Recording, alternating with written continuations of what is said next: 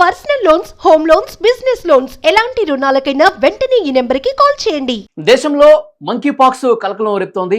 తొలి monkey pox case నమోదైంది. గత కొన్ని రోజులుగా టెస్టులు జరుగుతూ ఉన్నాయి, కానీ నెగిటివ్ రాలేదు.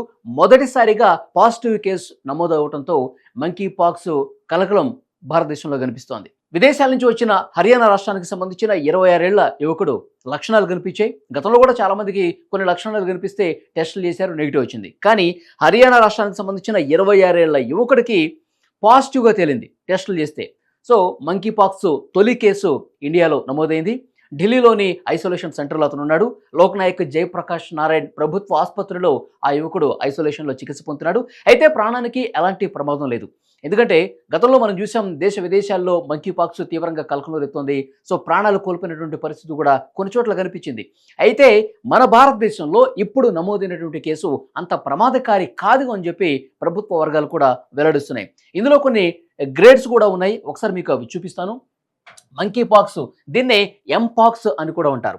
ఈ ఎంపాక్స్కు సంబంధించి క్లేడ్ 1 ఇది అసలు వైరసే ఉండదు, ఇదంతా ప్రమాదకారి కాదు అని తెలుస్తోంది. మరి ఎంపాక్స్ క్లేడ్ 2 అని ఉంటుంది. సో ఈ క్లేడ్ 2 అనేది కొద్దిగా కొంచెం ఎఫెక్ట్ చూపించే అవకాశం ఉంటుంది. ఎందుకంటే చర్మానికి సంబంధించిన సమస్యలు వస్తాయి, దద్దుర్లు వస్తాయి, తర్వాత ఆస్తమా లాంటివి, ఇలాంటి లక్షణాలు కొంత కనిపిస్తాయి. సో కొంచెం ప్రమాదకారి, కానీ ప్రాణాలు పోయేంత పరిస్థితి క్లేడ్ 2లో ఉండదని తెలుస్తోంది. సో డెఫినెట్గా ఇప్పుడు వచ్చినటువంటి హర్యానాకి సంబంధించిన కూడా క్లేడ్ 2గా మనకి సమాచారం వస్తుంది.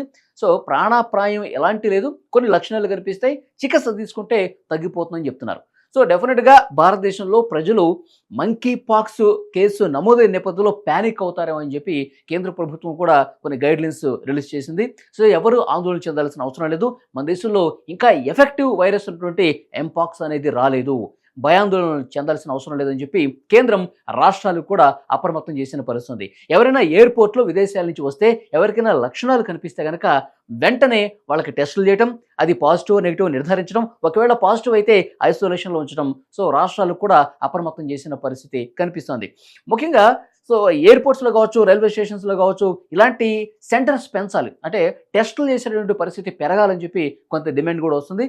సో ఇంకా ఒక్కొక్క కేసు ఇప్పుడు నమోదవుతుంది కాబట్టి ప్రభుత్వం ఇప్పుడు అలర్ట్ కావాల్సిన అవసరం అయితే చాలా స్పష్టంగా కనిపిస్తుంది. మరోవైపు ఢిల్లీలోని లోక్నాయక్ జయప్రకాష్ నారాయణ్ ఆసుపత్రిలో ఐసోలేషన్ సెంటర్ దగ్గర కూడా టెస్టింగ్ కిట్స్ పెంచుతున్న పరిస్థితి. ఇంకా ఒకవేళ కేసుల సంఖ్య పెరిగితే దానికి తగ్గట్టుగా ఎలాంటి ఏర్పాట్లు ఉండాలో అవన్నీ ప్రభుత్వం చేస్తున్నట్టుగా మనకి సమాచారం వస్తుంది. సో ఇప్పటికైతే ఎలాంటి ప్రమాదం లేదు. క్లేడ్ 2 కొంత లిటిల్ బిట్ ఎఫెక్ట్ చూపిస్తుంది, కానీ ప్రాణాపాయం ఎట్టి పరిస్థితులు లేదు. ఒకవేళ కేసులు పెరిగితే దానికి తగ్గట్టుగా కూడా చర్యలు తీసుకుంటామని చెప్తున్నారు. మరొక ముఖ్యమైన విషయం ఏంటంటే, కరోనా సమయంలో ఎలాంటి పరిస్థితి ఉందో ప్రజలందరూ చూశారు. దేశం మొత్తం స్తంభించిన పరిస్థితి ఉంది. కరోనా అంటే 2 వేవుల్లో కూడా సో జనం తీవ్రంగా ఇబ్బందులు పడ్డారు, అనేక ఆరోగ్య సమస్యలు వచ్చాయి. సో కోవిడ్ తగ్గిన తర్వాత కూడా మరికొంతమంది మళ్ళీ ఆసుపత్రి పాలైన పరిస్థితుంది, రకరకాల సైడ్ ఎఫెక్ట్స్ వల్ల. సో ఇదంతా మన కళ్ళ ముందు కనిపించింది 2 సంవత్సరాల క్రితం. కాబట్టి సో దేశం మొత్తం చూసింది ఒక 3-4 ఏళ్ల క్రితం. కాబట్టి అలాంటి పరిస్థితులు ఉత్పన్నం కాకుండా మరింత అప్రమత్తంగా ఉండాల్సిన అవసరం కనిపిస్తుంది. ఎంపాక్స్కి వస్తే దానికి సమర్థవంతంగా చికిత్స అందించే ప్రయత్నం కూడా ప్రభుత్వం సైడ్ నుంచి ఆ రకమైన చర్యలు తీసుకుంటున్నట్టుగా తెలుస్తోంది.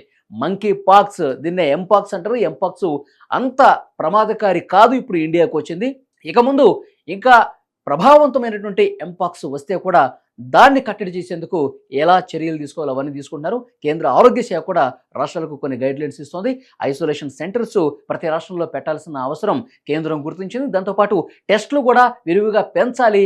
ఎందుకంటే విదేశాల్లో ఇది కొంచెం కొన్ని ప్రాంతాల్లో ఆఫ్రికా కంట్రీస్లో ఎఫెక్ట్ ఎక్కువగా ఉంది కాబట్టి అట్నుంచి వచ్చే ప్రయాణికులను గుర్తించాలి. వాళ్ళలో లక్షణాలు ఉంటే స్వయంగా వాళ్లే అప్రోచ్ అయ్యి టెస్టులు చేసుకుని నెగిటివ్ అని నిర్ధారించుకోవాలి. ఒకవేళ పాజిటివ్ అయితే స్వయంగా వాళ్ళంతటి వాళ్లే ప్రభుత్వానికి, స్థానిక అధికార యంత్రాంగానికి సమాచారం ఇచ్చి ఐసోలేషన్లో ఉండాలని చెప్పి ప్రభుత్వం లేటెస్ట్గా గైడ్లైన్స్ జారీ చేసింది.